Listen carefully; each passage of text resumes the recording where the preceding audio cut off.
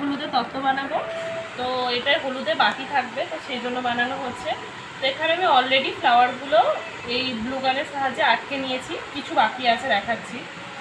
যে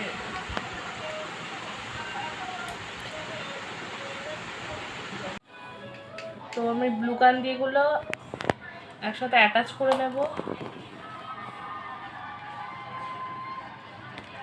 এইভাবে থাকবে জিনিসগুলো তখন।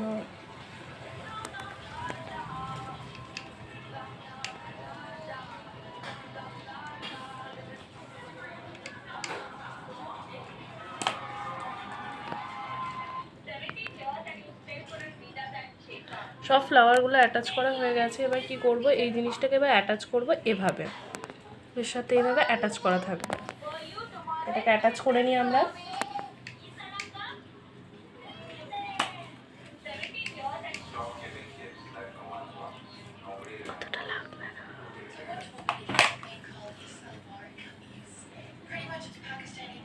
এরপর আমি একটা কফি কাপ নিয়েছি, যেটা এটা কাটবো একটু ছোট করে। কাটা হয়ে গেছে। ব্যাপারটা হচ্ছে এটা এইভাবে থাকবে, ঠিক তার উপরে পুতুলটা এইভাবে বসে থাকবে। এটাই হচ্ছে মেন জিনিস, তার জন্য এটা কাটা হলো। তো এটা এবার একটা আমি কাপড় দিয়ে র্যাপ করে নেবো, কারণ এটা দেখতে ভালো লাগছে না। চলো র্যাপ করে দেখাচ্ছি তোমাদের। একটু পুতুলটাকে আমি সাজাতে বসেছি, একটু টিপ আর লিপস্টিক পরিয়ে দিলাম। শাড়ি পরানো কমপ্লিট হয়ে গেছে, পুতুলটা পুরো রেডি হয়ে গেছে সাজানো। এবার একে আমরা বসিয়ে দেবো, এভাবেও বসে থাকবে। ব্লু গানের সাহায্যে আমরা এটা অ্যাটাচ করবো।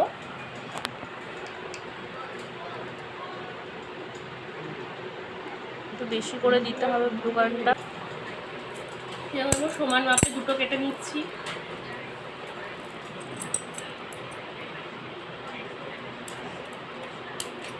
এবার এর থেকে একটু ছোট সাইজ কাটবো।